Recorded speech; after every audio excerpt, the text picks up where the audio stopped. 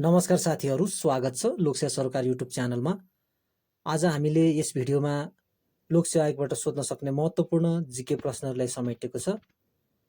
सुरुमा हामीले केही प्रथाहरूलाई यस भिडियोमा समेटेका छौँ भने अन्य प्रश्नहरू पनि रहेका छन्। साथीहरू, ढिला नगरी हामी सिधै प्रश्नतिर जान्छौँ। पहिलो प्रश्न रहेको छ, सती प्रथा कहिले उन्मूलन भएको हो नेपालमा भन्ने प्रश्न रहेको छ। यसको सही उत्तर हो साथीहरू, विक्रम सम्वत 1977 असार 25मा चन्द्र शमशेरले उन्मूलन गरेका हुन्।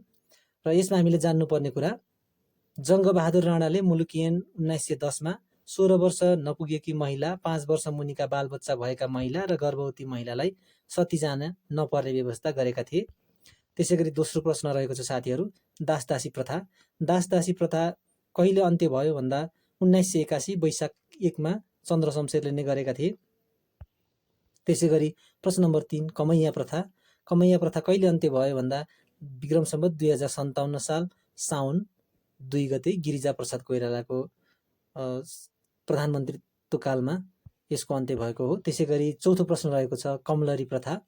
कमलरी प्रथा चाहिँ 2070 साल साउन 3 गते, यो त्यतिखेर चाहिँ अन्तरिम सरकार रहेको थियो, खिलराज रेग्मीको पालामा अन्त्य भएको घोषणा गरिएको। त्यसै गरी हलिया प्रथा कहिले अन्त्य भयो भन्दा विक्रम सम्वत 2065 भाद्र 21 प्रचण्ड प्रधानमन्त्री भएको बेलामा यसको अन्त्य गरिएको हो। त्यसै गरी छैटौँ प्रश्न रहेको छ साथीहरू, विश्वको पहिलो रोबोट अधिकृत कुन हो भन्दा रोबोट अधिकृत विश्वको पहिलो चाहिँ रोबोकप दुबईको हो। त्यसै गरी सातौँ प्रश्न रहेको छ, जनआन्दोलन 2मा शहीद हुने एकमात्र विदेशी नागरिक को हुन् भन्दा मोहम्मद जहागिरा भारतका रहेका छन्। त्यसै गरी आठौँ प्रश्न रहेको छ, क्यान्सर रोग पत्ता लगाउने नवीनतम उपकरण कुन हो भन्दा इनटेक हो। त्यसै गरी 9औं प्रश्न, सर्वप्रथम ऐन प्रमाणित गर्ने जनप्रतिनिधि को हुन् भन्दा सुभाष नेवाङ।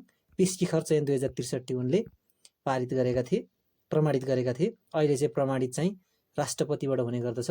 त्यसै गरी 10औं प्रश्न रहेको छ, जिल्ला कार्यालयहरूलाई जिल्ला प्रशासन कार्यालय कहिले नामाकरण गरियो भन्दा विक्रम सम्वत 2048 ज्येष्ठ 21 गते। त्यसै गरी 11औं प्रश्न रहेको छ, स्वप्न बगैँचा सर्वसाधारणका लागि कहिले खुल्ला गरियो भन्दा विक्रम सम्वत 2063 असोज 22 स्वप्न बाटिका भन्ने गरिन्थ्यो, यो रत्नपार र रानी पोखरीको बिचमा रहेको। त्यसै गरी 12औं प्रश्न, आइएसओ चिन्ह प्राप्त गर्ने नेपालको पहिलो सरकारी सेवा कुन हो भन्दा यो एमआरपी राहदानी विभाग। त्यसै गरी 13औं प्रश्न, नेपालको नयाँ निशाना छाप कहिले कार्यान्वयनमा आयो भन्दा विक्रम सम्वत 2063 पौष 15 गतेबाट। त्यसै गरी 14औं प्रश्न रहेको छ, नेपालको समानार्थ नागरिकता प्राप्त गर्ने एकमात्र विदेशी को हुन् भनेको छ। यो समानार्थ अहिले त 4 जनाले लिइसकेका छन् साथीहरू, सर एडमन्ड हिलारी हुन् पहिलो भन्ने हो साथीहरू यहाँ। त्यसै गरी 15औं प्रश्न रहेको छ, बोल्सेविकहरूले उठाएको दमनलाई के भनिन्छ भन्दा रेड टेरर भनेर भनिन्छ, लाल आतङ्क भनेर। त्यसै गरी नेपालको शान्ति क्षेत्र प्रस्तावलाई स्वीकार्ने अन्तिम 116औं देश कुन हो भन्दा यो आयरल्यान्ड हो। त्यसै गरी अर्को प्रश्न रहेको छ, म्याट्रिज सन्धिमा हस्ताक्षर गर्ने पहिलो राष्ट्र कुन हो भन्दा यो पनि आयरल्यान्ड हो साथीहरू। अर्को रहेको छ, अन्तर्राष्ट्रिय नागरिक उड्डयन सङ्गठन आइकाओको प्रावधान अनुसार कहिलेदेखि पुराना हस्तलिखित राजधानी संसारभर अवैध भए भन्दा सन् 2015 नोभेम्बर 17बाट। त्यसै गरी 19औं प्रश्न रहेको छ, शाही नेपाली सेनालाई कहिलेबाट नेपाली सेना भन्न थालियो भन्दा यो विक्रम सम्वत 2063 ज्येष्ठ 4बाट। यो चाहिँ नेपालमा चाहिँ लोकतन्त्र स्थापना भइसकेपछि।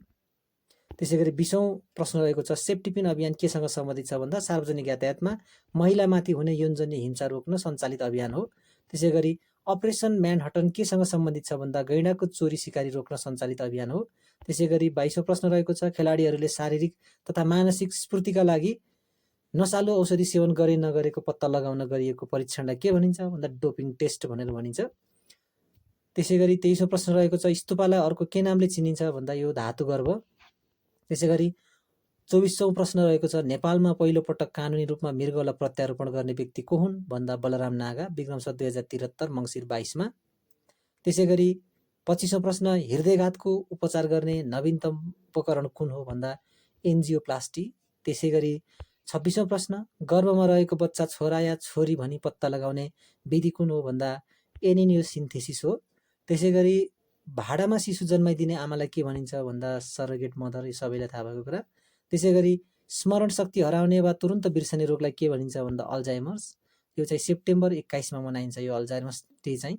त्यसै गरी विश्वकै पहिलो विद्युतीय मार्ग सञ्चालन गर्ने देश कुन हो भन्दा स्विडेन। स्विडेनले चाहिँ पहिलो विद्युतीय मार्ग सञ्चालन गरेको थियो। त्यसै गरी अन्तिम प्रश्न रहेको छ, सार्क राष्ट्रहरूमा आफ्ना नागरिकहरूलाई ई पासपोर्ट उपलब्ध गराउने राष्ट्र कुन हो भन्दा मालदिप्स। मालदिप्सले चाहिँ प्रत्येक आफ्ना नागरिकलाई ई पासपोर्ट उपलब्ध गराउने गरेको छ।